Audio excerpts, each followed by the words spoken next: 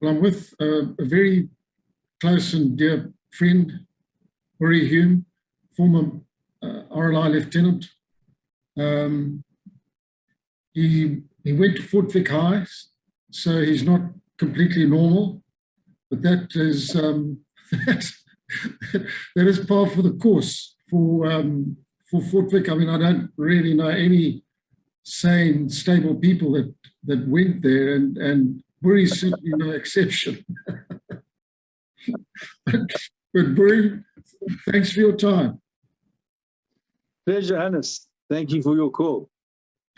Lawrence, let's just go back to the beginning, where it all started. Where were you born in Fort Vic?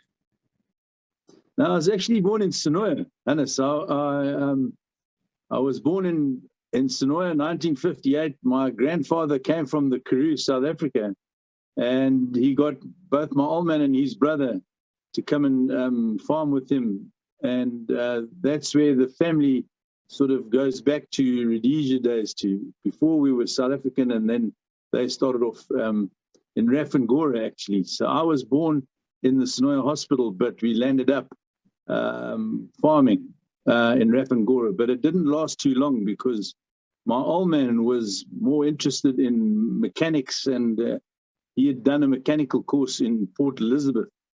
And in fact, he was earmarked to go on an Appy ship to the States to work with one, I think it was Chev. But it never happened, and he came to Rhodesia to rather farm and then get into a garage in Sonoya. That was when I was born in 58. They came in 53, and the rest is a slow march to history. So then you moved from the Shonland down to the Lowveld. Yeah. So what happened was that my old man was quite keen. He liked to farm. It was kind of his second profession, as it were. I mean, and he actually bought a farm in the Mushandik Valley from a family member of ours, an uncle, Doug Holton. And so we landed up in the Fort Vic area now. I landed up going to junior school. I started my first year of Standard 1 was at Sonoya. My second term was then in Fort Vic, and I stayed at Fort Vic right through schooling till I left the school at the end of it all. But so we then farmed in Mushandik. My old man, it wasn't a good move for him, and he decided now he was going to go back to petrol. He bought a garage in Fort Vic. I moved as as a weekly boarder back into town. It was a day scholar for a short while, and then he bought a garage in Salisbury. Yeah, he had the garage, Jamison in Jamison Avenue. All the petrol pumps were named after the Seven Dwarfs. So that was my old man's place. And so we went.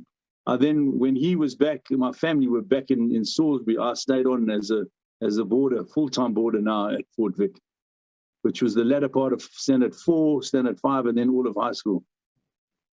And Boerie, life in Fort Vic in those days, any memories? Who were your contemporaries?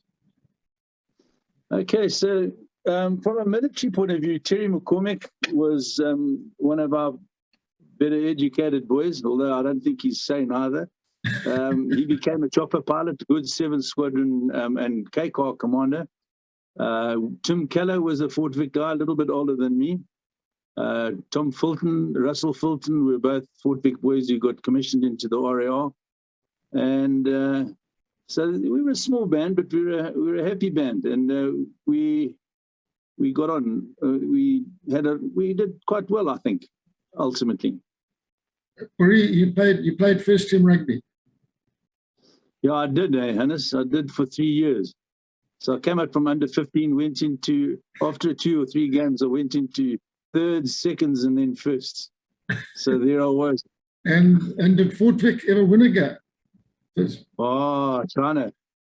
Oscar Matali, we made their noses bleed. we managed, I've got 3 years of playing, and we had along the way we had quite a few good games, good wins. Guinea Fowl, Chaplin, Charlie, but then we also had a couple of bad losses against Lord Melbourne. Never forget that one.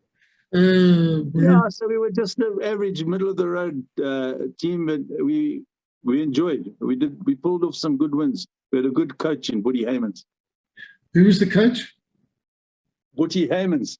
He was a captain in the Rhodesia regiment, 10th Bat, I believe, and yeah, so he was a strong bugger, and he took us to some fairly good highs. Boerie, then you left school. What happened next? Like I said, Hannes, when I was at school, my old man was, he'd come down from South Africa, had been in the army. He'd been in an armored unit, Prince Alfred's Guards, where they were trained on Sherman tanks and so on. And obviously Rhodesia didn't have a tank regiment, but they had armored cars, which wasn't too powerful at the time. So he landed up joining 10th Bat. He was a captain as well in 10th Bat, became a company commander, but he was always wanting to get back into the Rhodesian armored cars. And the opportunity arose a bit later, and he then left the 10th Bat, and he went to Rhodesian armored cars and commanded a squadron for a while. So, yeah, I was always around military. You know, my old man was involved, always going to the rifle range, doing this, doing that, and that was my interest. I wanted to join the army, and that's what I did. I left school, and I went and I joined the SAS on a recruits course that, unfortunately for me, I didn't pass it. I failed the selection, and while old Rob Johnson said to me, well, you have an option. You can stay driving trucks, or you can go to the RLI. And I chose to go to the RLI. I had never been to the RLI before, so my RTU was the RLI as a non-RLI person. How long were you on the SAS course for? Pretty much the whole thing. I got lost on the third day of selection. Selection, I think, was roughly, it was the 36-hour pre-rev, which was fine. It was 3 days on the course, and I got lost going up. I think it was in the big Gumo and on Matopus. Oh, Matopus. Yeah, I think that was a job. Anyway, so I got lost going there, and anyway, it was all a bloody.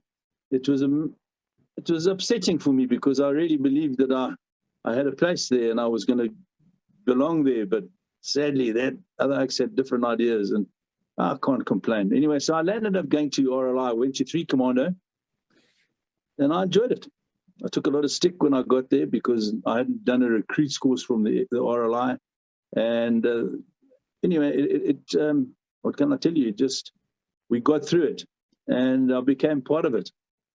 So you went in as a troopie. Correct, yeah. And who was running 3 Commando there? Jerry Strong was our boss. He was our, and then Kipper Donald was his 2RC. And at that stage, we weren't doing too much FireForce. You know, bush trips were split. We'd land up going to Hondi Valley and doing patrols for 3 weeks, going to Grand Reef, doing FireForce for another 3 weeks, so split it like that. Or one bush trip on patrols, other bush trip on FireForce. But fortunately, that changed because, you know, the RLI was more tuned into FireForce than it was into patrolling. And we had some grumpy oaks who didn't really want to do the patrolling. And I must admit, it wasn't my favorite either, but a job is a job, and we had to do what we were told to do.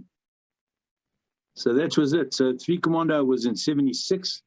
Who was your troop officer, Boerie? My troop officer was a national serviceman by the name of John Widdup. Oh, yes. Also from Italy. Well, you see, now that makes a lot of sense because yeah, he wasn't exactly geared up for it. But I mean, I've got to say that he was a very good oak and he was fine. But you got walked over a little bit by our senior NCOs. Yeah, I'm sure. Tough for a national service officer. Yeah. Yeah, I think it wasn't an easy posting. But then again, I mean, you weren't going to get the posting if you didn't show the ability on your course. So all those buggers, there were quite a lot of national service officers that did come and do very well in the RLI. I don't know, I think first oak that comes to mind is old Bubble Story. And I think Ian Gerald Scott was also a national serviceman, I'm not quite sure. But yeah, it was, you know, the NCOs that were there, I mean, at that time we had old KK Taylor, Derek Taylor, both of them were wily, strong, boxed for Rhodesia kind of NCOs, take no nonsense. So they were really, and I'm very pleased that I landed up in the company of those beggars, because KK Taylor had a lot to teach me. But we had good senior troopies who at that time also, they were running sticks. You know, Lance Jacks, corporals, a couple of good sergeants. We had, you know, we had a good commander. Boerie, your first contact, do you remember it? Yeah, I do. It was actually an external, because we walked across the border. I think it was in Chipinga. I can't remember exactly where it was. We went to Rambanayi. I don't know if you've heard of Rambanayi. Yes, I know. I remember it. Yeah. So Rambanayi was my first external, first contact, first everything. And it was quite an eye-opener, because I got into a lot of shit because I followed the wrong bloody stick. When I heard this order to charge, I charged off following one stick. And Hume, what are you doing? I said, no, I've been told to charge. He said, no, come back here. You're in the wrong place. Okay, sorry about that. I remember that came up against it, and I pulled up my weapon to fire, and I had my bloody safety on. So that was a nightmare. Anyway, but we all came through it quite well in the end, and so a lot to learn. And there was bunches to learn as we went on through the years and through the time and so on. But it was, you know, you don't do these things with, you know, you've got to put your time in, and you learn quickly. Boerie, I actually triggered the ambush the day before that brought the capture, that gave the int on where the camp was, and that then set the ball rolling, and that's how the whole Rambanayi attack took place. Yeah. We were ambushing in the Bena Valley, and the guys walked in, and we managed to capture one of them, and that was what triggered the whole thing. But it was quite a sad day for our guys, as you know. Bruce Burrell was killed, Butch Alexander was killed. Yeah, I remember. I heard that explosion. It was a tough.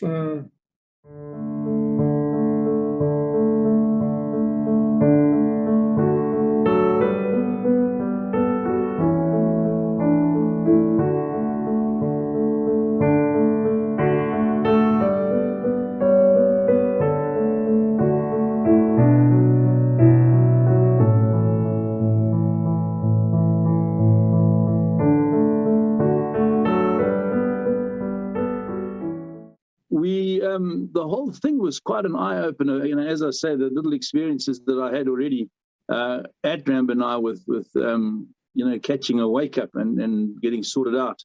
But, you know, we also had, we did a walk-in at night. Old Roddy Smith walked us in, ourselves, 2 Commando, and I forget who else was involved. SAS did a separate walk-in, and we had the contact. I mean, the artillery opened up on the camp, and they fired overhead. And wow, I just remember being in awe of these guns. I mean, the whistling and the screeching as the shells went over into the camp. I felt like I was in a sort of a First World War scene rather than a camp in Mozambique. But yeah, it was all very good. And then obviously during the camp attack itself, we lost Butch Alexander. He was killed in a sweep line, not in us. We didn't.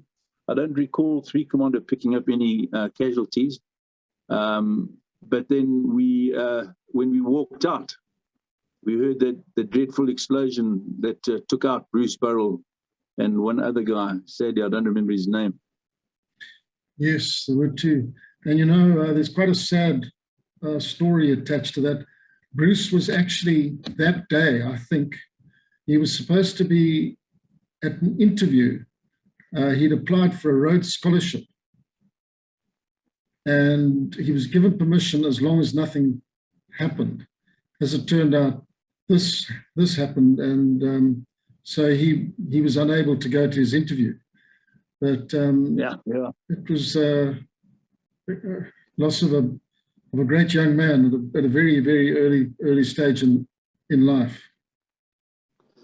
Well, I do remember him, and I can't remember exactly how we connected, but I've got a feeling that he was involved somehow with Sonoya. I mean, I think his mom was a teacher, my mom was a teacher, and there was some connection, but I remember him that he was a bright boy and that he had a lot of potential and all was good. And I do believe he was a national service officer. Yeah, he was. He was one of the first national service officers into the SAS. But he hadn't actually got his colours. Yes, I thought so. Very, very sad. Alan Gloss of a good man, because I mean if he had stayed on, I think he would have done very well in the army. Obviously, he would have gone to university. We would have lost him for a while, but he would have been around and about. That's for sure. He certainly had a skill. And I think he's also one of those who's a good sportsman as well. Yeah, he was. His dad, if I remember correctly, was in the police. His father was in the police. He was quite a senior policeman, assistant commissioner or something, I think. Yeah. All kind of rings bells. So carry on with your story. You were a troopie, and then I don't know. Did you get any stripes? Or did you? Actually, I mean, my whole career was a troopie, and then I was an officer. And, so I was a troopie now for 76, 77, 78. I got wounded in 78, and then I went on officer's course in 79. Okay, so I've got to say that I did do an earlier officer's course, but I got kicked off for bad behavior. So I'd rather just leave that in the track heap where it belongs, because I much to my father's dismay, I'd got myself into a load of trouble at School of Infantry, and it resulted in me falling up in front of old Bruce Snellgar, who gave it that, listen, Johnny, you're not behaving like you should here. This is not behavior becoming of an officer. So I think you must move on. So which I did, learned a lesson again, and then landed up in 3 Commando when old Bruce Snellgar came as our boss man. So how long were you on that cadet course before you were? 6 months. 6 months. 6 months. I was just at the end of second phase. Yeah. So you'd done your conventional war. Yeah, that was it. You see, so second phase was the conventional war. Then we went. You had an R&R, went, and then back to School of Inf as on the coin phase of your program. But unfortunately, I didn't make that. Anyway, so. After getting back home, and my old man was doubly pissed off with me because I'd also managed to roll a card just before our classical war exercise. And he just said, I don't know, what are you doing? You're wasting my time. A bit like if I'd gone to university and just got pissed all the time. It was the same thing. So I came back, got a new attitude, and then went off in 79, and then eventually passed my School of Infantry. Boerie, tell us, were you at Chimoio? Did you go on the Chimoio road? No, man, I missed a lot of those things. Chimoio I missed because I was on para course when that happened. I remember we bought a Sunday paper in Bloemfontein, and yes, here it was. We'd attacked this camp, and all the oaks were really downhearted because all of this had happened while we were in Bloemfontein and not back where we should have been at Chimoio. I mean, we played quite a big role in the camp attack. 3 Commando did, but unfortunately we missed it. And I can't remember exactly my dates and how things panned out, but I remember being back in time to go. We did another, so my first contact was an external, and then my first para-jump was also an external, just across the border again. I forget where exactly it was, And sadly, my bloody parabook it's got lost. So I don't know where, and I don't remember all the details. But then we were clipped onto the jump into Mozambique after Chimoyo. There was into Tembu. Tembu, yeah. Yeah. So I was on that jump, and that was an interesting jump too, because we jumped out of old Jack Mullock's DC-7, and then we all bloody piled into this aircraft. It was obviously a lot bigger than and faster than a DAC, and I was fortunate enough to be able to see out the door. And we flew over Cabora Bassa, and I thought, geez, I can't believe the size of this lake. It was a massive lake, and I was first time and only time I've ever seen Cabora Bassa. Anyway, we flew across it, and we jumped up well north of Zambia. And we were in charge of, because we'd been on R&R when we got called up to do this thing, we were put into the base. We then secured the base for that attack. So we all jumped in, the helicopters they pulled in, and they spent the night. We looked after them for the night, watching these bloody blue jobs jumping into their felices with sheets and blankets and pillows as we slept on the hard ground. But yeah, and so that was Tembu. And then I remember we could hear the battle going on around us, well, not around us, but to our, I think it was to our northeast. And we could hear the tanks, and we could hear the firing and all of that. Anyway, when it was all done, the choppers were flying everyone back into our base, and they then packed up and flew out again, back to Rhodesia, back across Cabora by chopper now, then onto the train for refuel, and then into Rhodesia.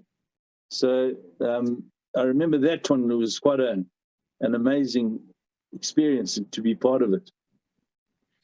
Boerie, tell us what happened when you were wounded. Where was that? What were the circumstances? So I was doing a FireForce out of Grand Reef, and we got a call out to Wedza, and it was a sighting of 15. And I remember flying in, and we just stopped at a business school, one of those black business centers. We just they were orientating themselves. There was I forget who cited this, because it wasn't from a Gomo. There wasn't a Gomo close by that I recall, and it was INT that they acted on. I think it was police INT. So we took off again, and now we were not far from the business center. We were there on site, and it was a flat ground. There was this big area of grass, savanna grass.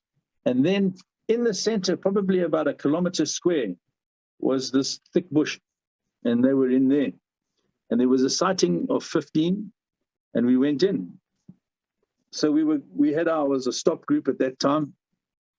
We'd been allocated our stop area. The chopper dropped us off. We knew which direction to face. We were all set up, and we were waiting. And the paras jumped off onto the field on the other side of the bush, and they came sweeping through. And we had this contact. We had quite a few, in fact. I think we killed 4 or 5 just in our stop group as they came running for us, including a bugger that came running around the back of us. And I could hear. I was sitting there and listening, and I thought, shit, I can hear somebody's running. There's some heavy breathing. Something's not right. I turned behind me, and here's this oak who's leggering out into the open. Anyway, we put an end to his little happiness, and we then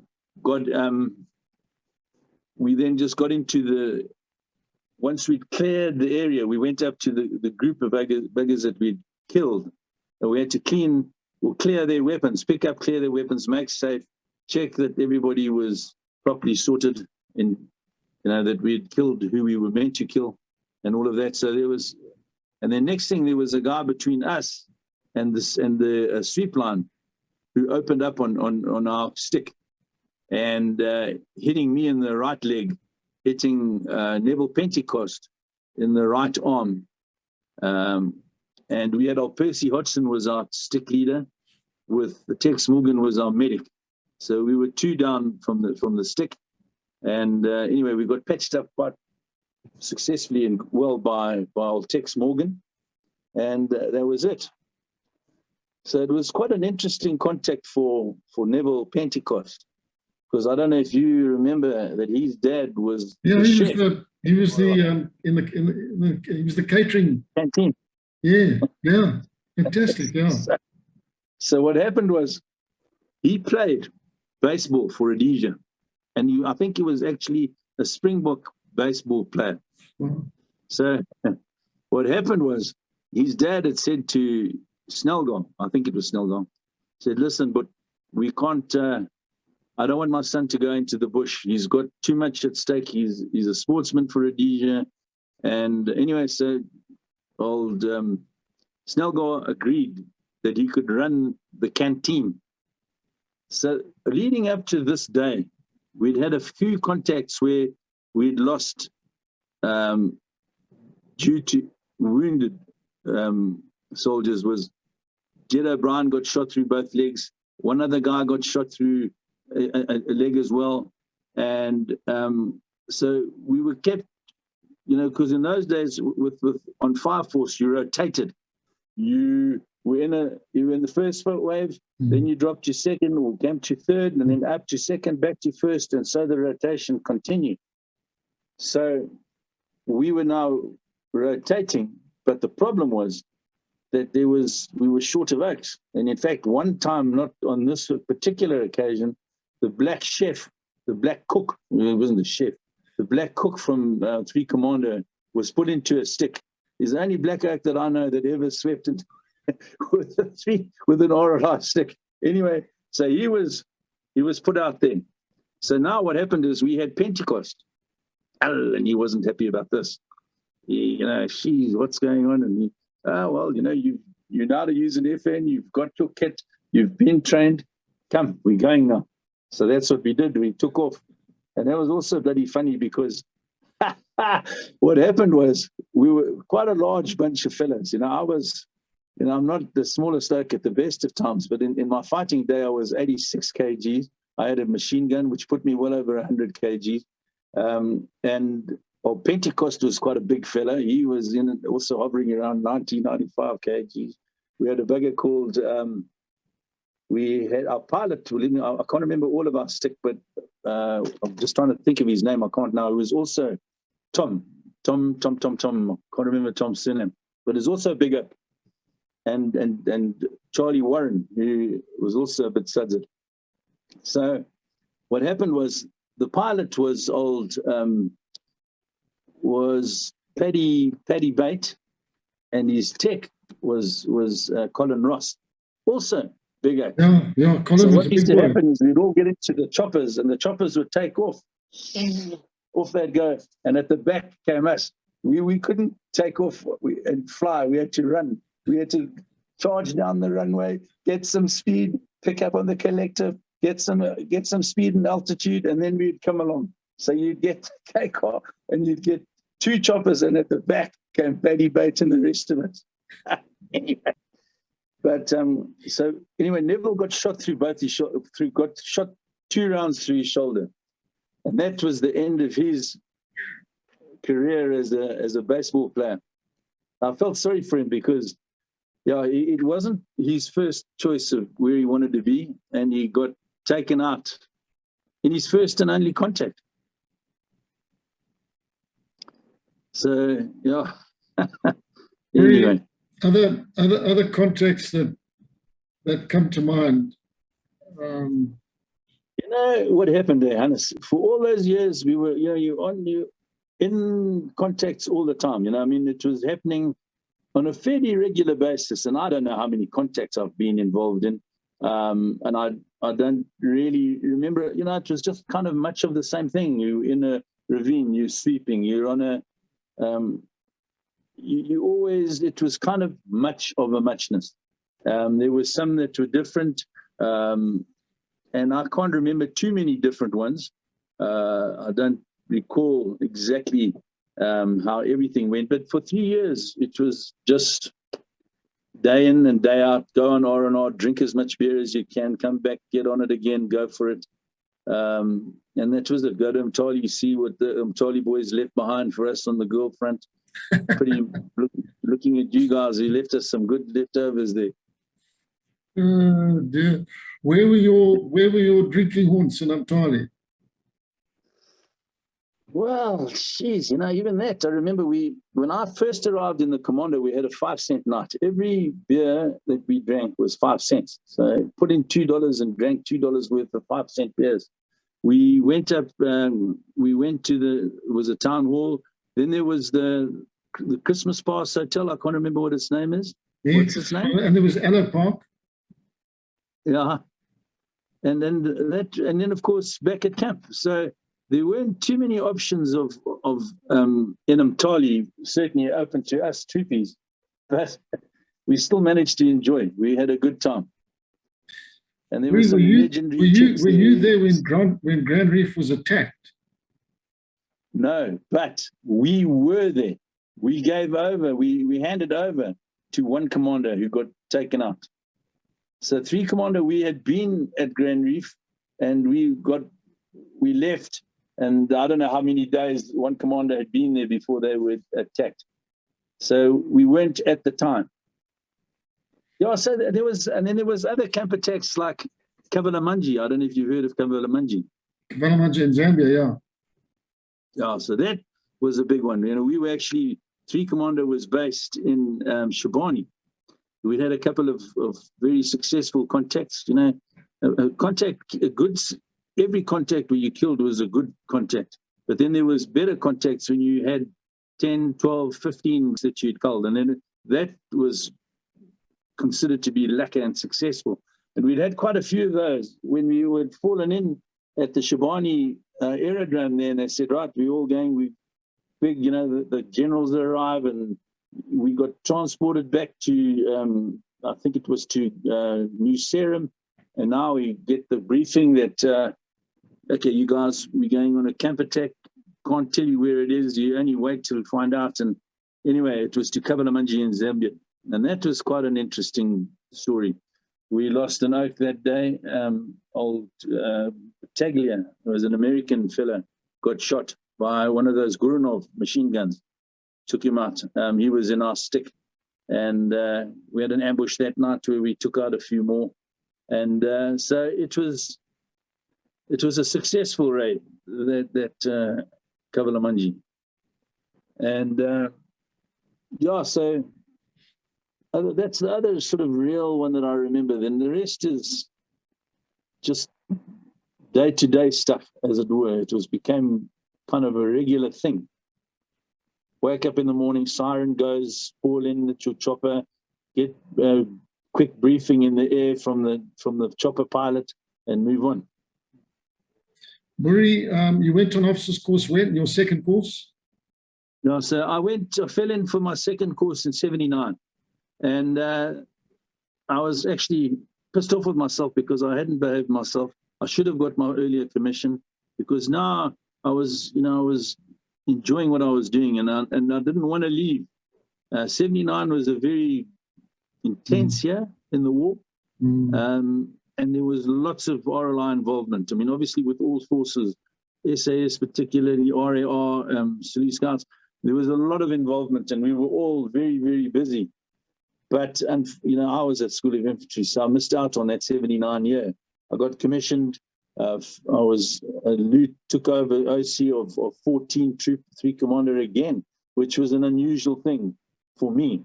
It was very uncomfortable for me, and I don't know how it happened. But, I went to Charlie Orst's office when I'd returned from my School of Infantry. And he said, right, we're sending you to 3 Commander. And I should have argued. I didn't. And I went back to 3 Commander, and so a lot of mates in 3 Commander who it was difficult. Anyway, we got through it. Everyone managed to pull it off. The oaks that understood were good buggers. 1 or 2 buggers didn't really understand it, but it was all good. So I was back, OC 14 Troop 3 Commander. Boerie, tell us about your situation at the end, after the ceasefire announced, and courts hectic the plan to hit the assembly points? Well, you see, now this is it. We were there. We were called up to the RLI movie theatre. It was the Troopies Mess Plus. There was a theatre where movies were shown for the RLI. So it was a big hall. We fell in there, and old Charlie Orst then briefed us and said, right, listen, we've got a problem. We're going to be laying down the first wave of a massive fire force. This is going to be a camp attack bigger than anything we'd experienced before. We're going in, and we all got into we started to rehearse, get our kit organized, make sure everything was ready. And then we got called in again to say, sorry, fellas, it's all off. There's nothing happening. We're going to just now go into Salisbury, show the flag, and that's all we're going to do. So that's what we did. We then got in. I actually was given 2 RLs. Well, not they weren't, they were crocodiles. And I had 14 troop in the 2 vehicles, followed by an F-250 with a 25-pounder behind it. And I can't remember if we had an armored car or not. I think we might have had an armored car. So we were a little mini battle group. And we then were given our areas to patrol.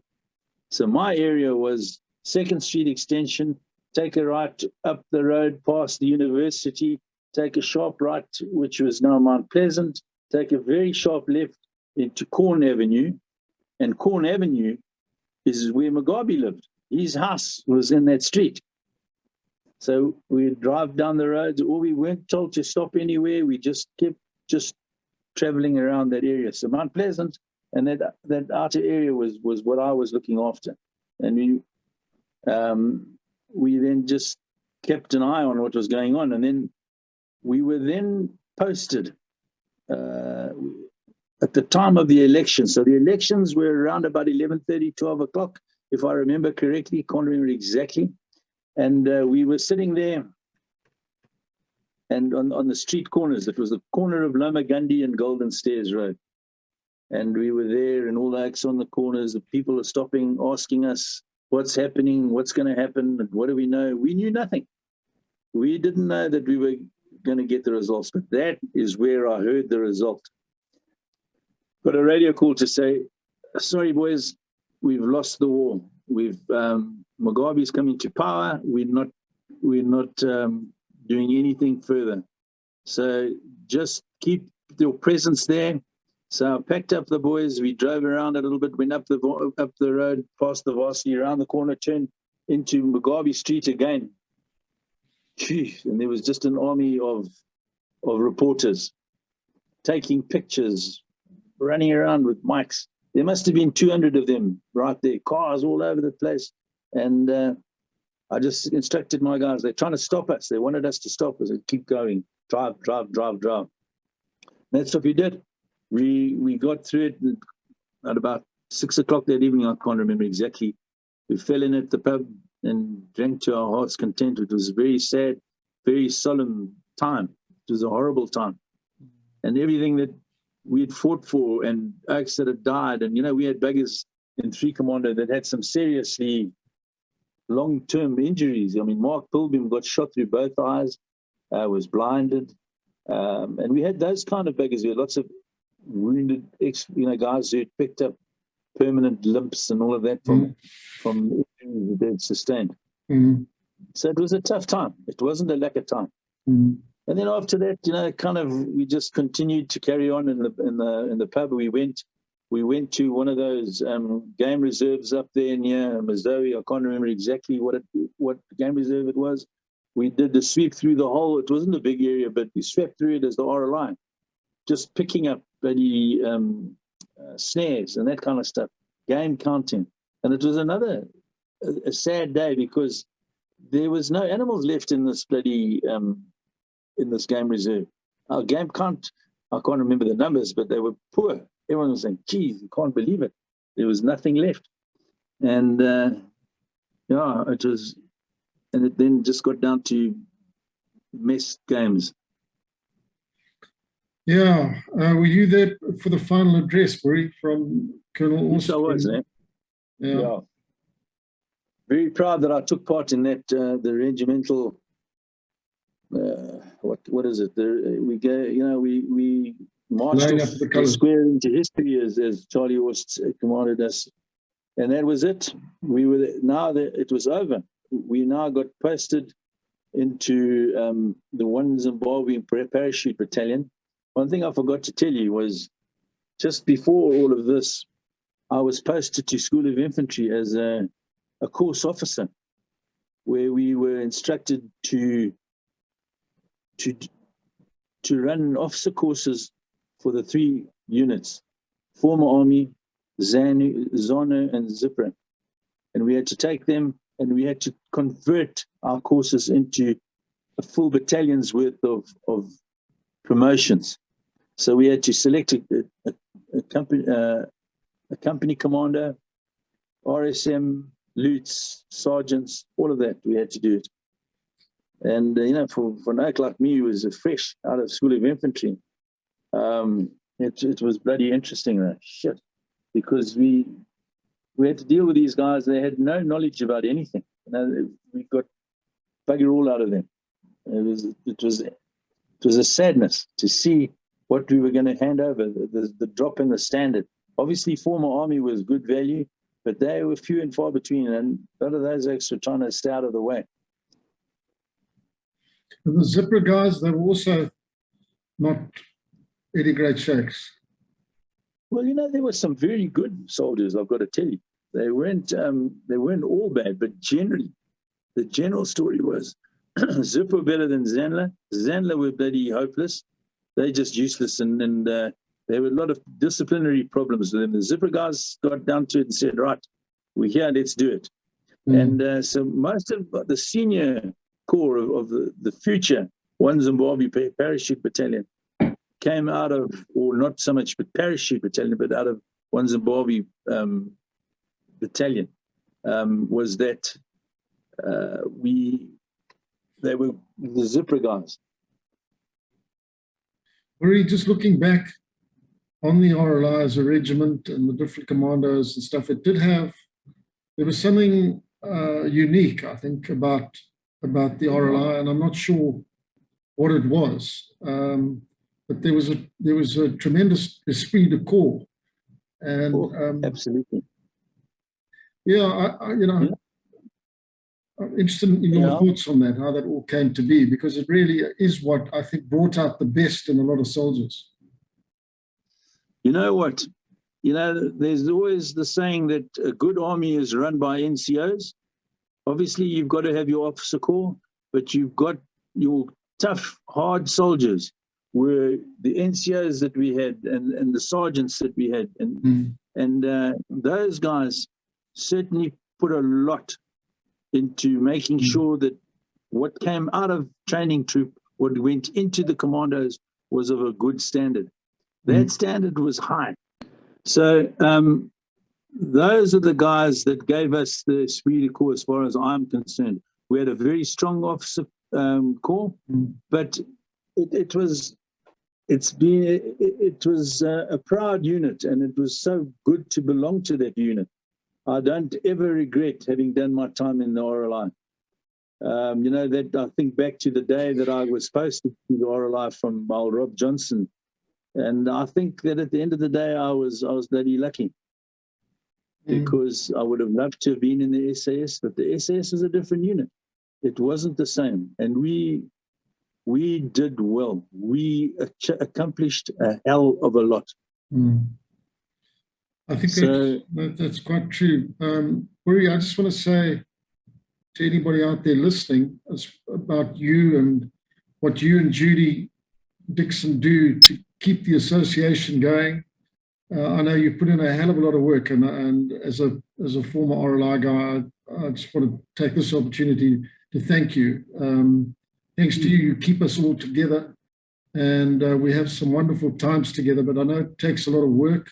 And I also know that you are leading the charge on trying to look after a lot of the guys that find themselves on hard times at this point in time. So I'm just going to put it out there that if anybody wants to send in a donation, we'll put up the details. And anybody wants to send in a few bob for you and Judy, I know that it'll be for a very, very good cause. And I just want to thank you for all that you do. Well, thank you very much for that, Hannes. I really do appreciate it. And yeah, you know, there's a lot of guys, those same guys that were out there fighting hard for each other. And it was a system that was buddy, and you looked after your buddies. A lot of those guys are now needing some assistance, and that's what we try and do. We get together, we enjoy, but we also, at the bottom of all of this is the fact that we want to look after our mates and to give them something that'll give them some good stuff in their life. All right, Boerie. Well, look, we'll get the details. I'll ask John to talk to you, and I can appeal to anybody who's got a few bob that they'd like to chuck into the pot. I know it'll go a long way, and thanks again to you, Boerie, for all you do. Hannes, well, thank you very much, Chap, and well done for what you do. It's nice to be in the same sort of setup as you guys, man. I'm Charlie, can't take everything, you know. No, seriously, we're proud to be associated. We're proud to be together on this thing. And yeah, let's go forward. Let's get powerful. Let's go with dignity, and let's go with pride. Thank you. Thanks, Boerie. Thanks for your time, my friend. Okay, Hannes, well, listen, all the very best, and go well. We'll catch up with you soon and get your golf sorted out. Cheers, Chana. All right.